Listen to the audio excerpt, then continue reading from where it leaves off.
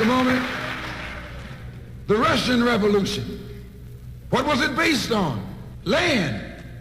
The landless against the landlord.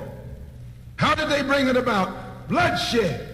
You haven't got a revolution that doesn't involve bloodshed. And you're afraid to bleed. I said you're afraid to bleed. Long as the white man sent you to Korea, you bled. He sent you to Germany, you bled. He sent you to the South Pacific to fight the Japanese, you bled.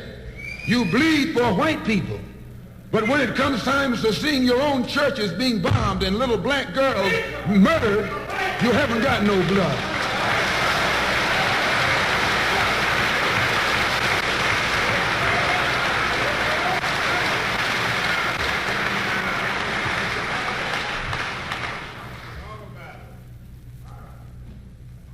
You bleed when the white man says bleed. You bite when the white man says bite. And you bark when the white man says bark.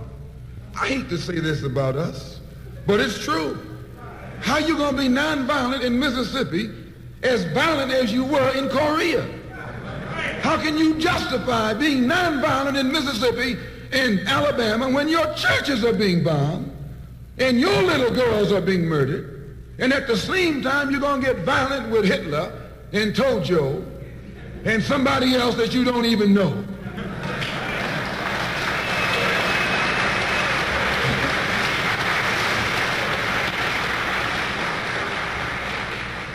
If violence is wrong in America, violence is wrong abroad. If it's wrong to be violent, defending black women and black children and black babies and black men, then it's wrong for America to draft us and make us violent abroad in defense of her.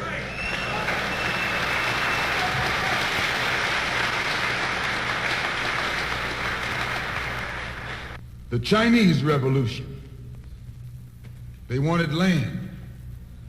They threw the British out, along with the Uncle Tom Chinese. Yeah, they did. They set a good example. When I was in prison, I read an article, and don't be shocked when I say I was in prison. You're still in prison.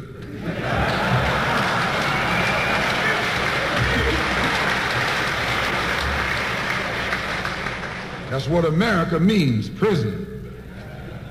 When I was in prison, I read an article in Life magazine showing a little Chinese girl, 9 years old. Her father was on his hands and knees, and she was pulling the trigger because he was an Uncle Tom Chinaman. When they had the revolution over there, they took a whole generation of Uncle Toms, just wiped them out. And within 10 years, that little girl became a full-grown woman. No more Toms in China. And today it's one of the toughest, roughest, most feared countries on this earth by the white man, because there are no Uncle Toms over there.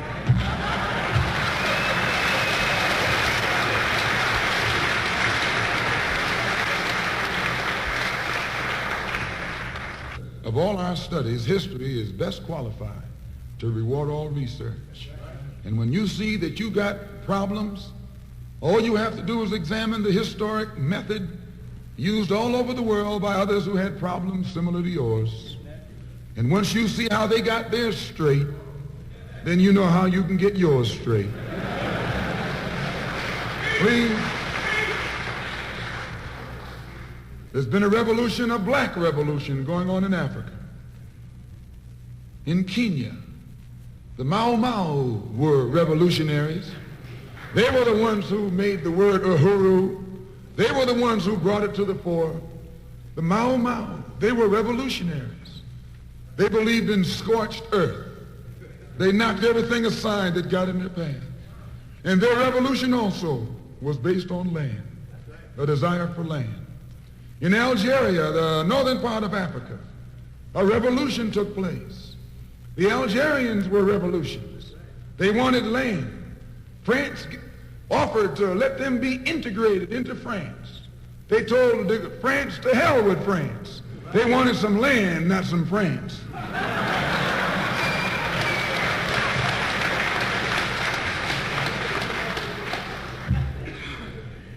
and they engaged in a bloody battle.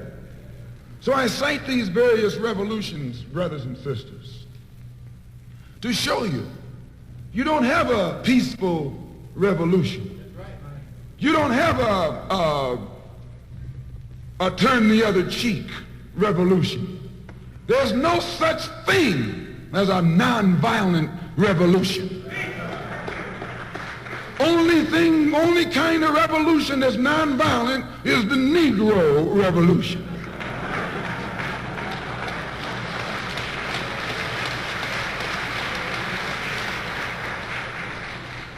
The only revolution based on loving your enemy is the Negro revolution. The only revolution in which the goal is a desegregated lunch counter, a desegregated theater, a desegregated park, and a desegregated public toilet. You can sit down next to white folks on the toilet.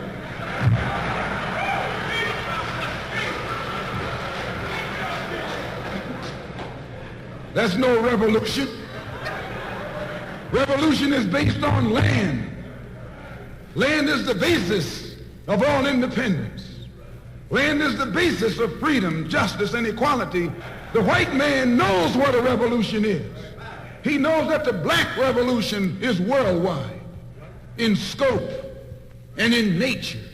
The black revolution is sweeping Asia, sweeping Africa. It's rearing its head in Latin America. The Cuban Revolution, that's a revolution. They overturned the system.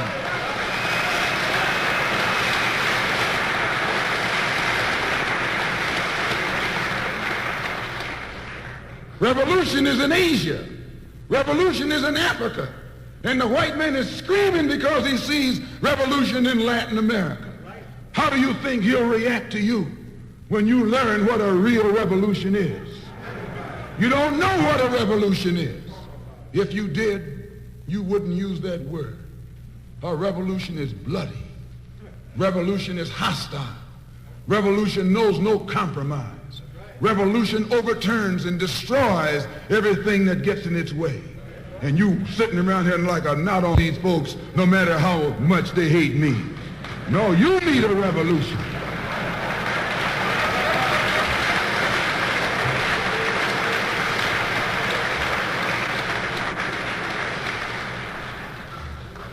Who ever heard of a revolution where they lock arms, as Reverend Cleage was pointing out beautifully, singing, "We shall overcome"?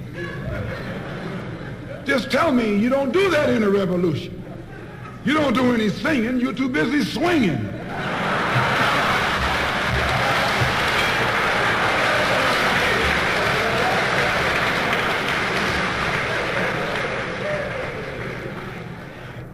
It's based on land.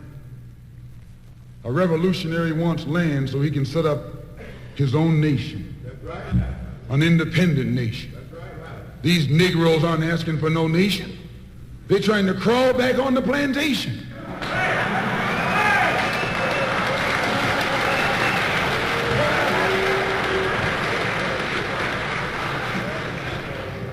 When you want a nation, that's called nationalism. When the white man became involved in a revolution in this country against England, what was it for? He wanted this land so he could set up another white nation. That's white nationalism. The American Revolution was white nationalism. The French Revolution was white nationalism. The Russian Revolution too, yes, it was white nationalism. You don't think so? Why you think Khrushchev and Mao can't get their heads together?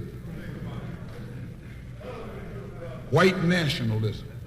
All the revolutions that's going on in Asia, in Africa today are based on what? Black nationalism.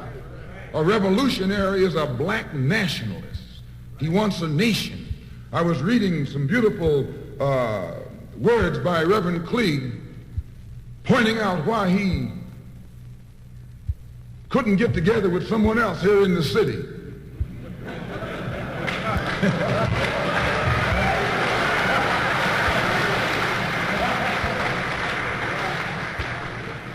because all of them were afraid of being identified with black nationalism.